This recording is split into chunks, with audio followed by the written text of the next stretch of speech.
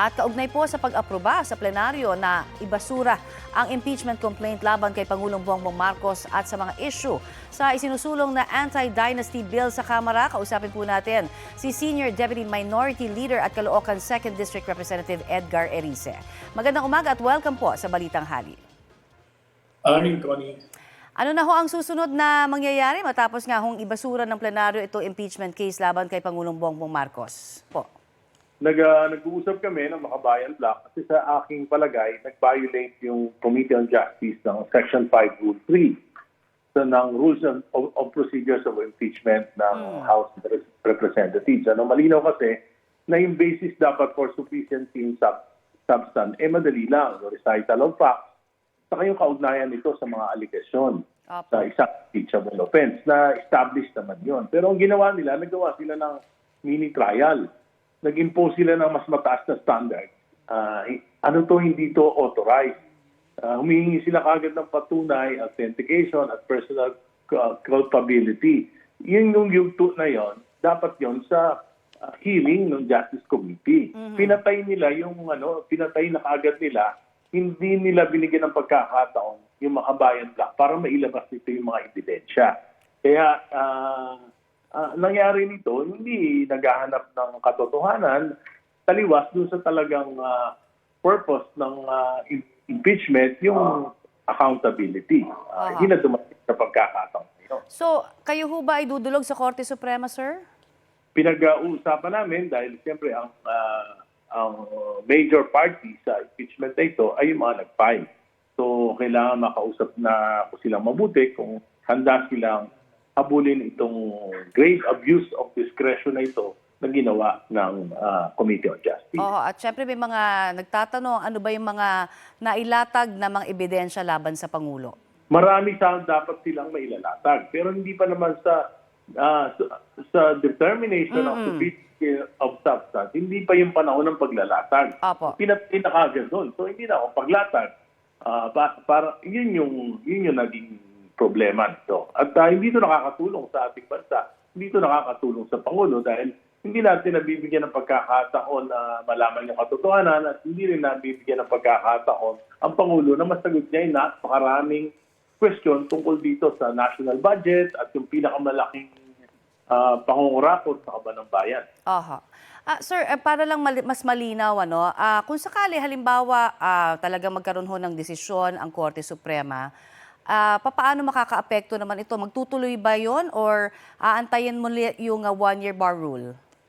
Kung sinabi ng Korte, kung sasabihin ng Korte Suprema na may paglabag sa determination ng substance, hindi babalik ito sa komite. Okay. So, pagdating naman ho sa impeachment case laban kay Vice President Sara Duterte, ano ho yung nakikita ninyong direksyon nito kapag sinimula na itong talakayin sa Justice Committee? Dapat kung ano yung standard na ginawa, yung standard ng rules, dapat yun din gawin. Determination of form and substance. Pag may sufficiency, then magkakaroon ng hearing.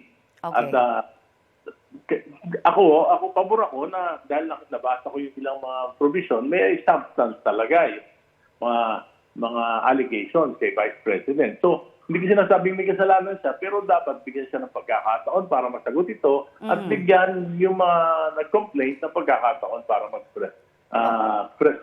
magpresenta ng mga ebidensya. Yan yung hindi ginawa doon sa impeachment complaint laban kay Pangulong Marcos. I see. Ito naman ho sa panukalan ninyong anti-dynasty bill. Ayan, finally, talagang nagkaroon na ng direktiba ang Pangulo, di ba, na prioritize na rin ito. Ano ho ang inyong reaksyon muna dyan? Well, sana, totoo. Kasi, siyempre, imagine, 80% ng mga miyembro ng Kamara at ganoon din sa Senado, napakalaki ng ang karamihan sa kanila ay mga miyembro ng political dynasty. Yes. At ang talagang pag-asa lang natin dyan, kung talagang may impluensya ng ating Pangulo, yung mga miyembro ng Kamara at ng Senado na aprubahan ito. At ang panukala ko naman, sa tingin ko ay nakipag-compromise nga ako. It's a principled compromise na payagan na isa sa national, isa sa local, at second degree of consanguinity lamang para hindi naman maging arbitrary. At ito'y napakagaan na, pero natitiyak ko naman na pag naipasa yung version ko, yung path political dynasties, wala na yan, zero na yan. Mhm. At ito ho bang paglalagay ho sa priority bill ng Pangulong ito dito po sa anti-dynasty bill, sa tingin nyo ito sufficiente na ito para magpakita na talagang gusto niyang magkaroon ng pagbabago na finally? No? I think 20 years niya no ho yata itong isinusulong, tama ba? 26 years. 26 years. Okay, ano Yes. ho ang tingin nyo doon? Depende pa rin yan kasi dapat i-certify niya as urgent. Okay. Yun ang mahalaga doon. Magkakaroon kami ng mga pagdinig at siguro matatapos namin ito bago matapos ang sesyon ngayong March, matatapos namin yung sa committee at yun ay padadala na for plenary deliberation. At doon yung pinakamahalaga na i-certify niya na as Oo. urgent. Kung Doon lang sakasa... ako go ahead. Dahil doon lang ako maniniwala na sincero siya. Kasi ang aking pakiwari, baka ginagawa lang to para mapanatag yung mga nagagalit ng mga mamayan dahil sa mga nangyayaring korupsyon sa ating bansa. Mhm. Kung sakali ma-certify as urgent po ito, sa tingin nyo maipapasa ito bago ang eleksyon 2028 kaya? Dapat ito maipasa early next year. Early next year, okay. Early next year sapagkat ang filing of a certificate of candidacy ay October at gagawa pa ng at least ng mechanics of implementation. Opo. Yung Commission on Elections sapagkat kailangan din ang magkaroon ng kampanya para sa information ng mga magiging for the 2020 election. Kaya kailangan talagang madaliin para sa 2028 po, kung sakali wala ng political dynasty tayo makikita. Ganun po ba? Siguro may mga at least 2 per family, okay na rin yun. Opo. Pero yung path political dynasties, yung mga talagang mag-ama, ngayon meron vice governor, governor, mag-asawa, Opo. mga anak, mga congressman, mawawala na lahat yun. Pati barangay captain, kanila, pati mayor, kanila. Yung mawawala lahat yun.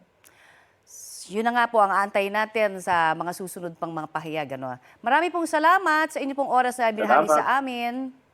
Yan po Salamat. naman si Senior Deputy Minority Leader, Representative Edgar Erice.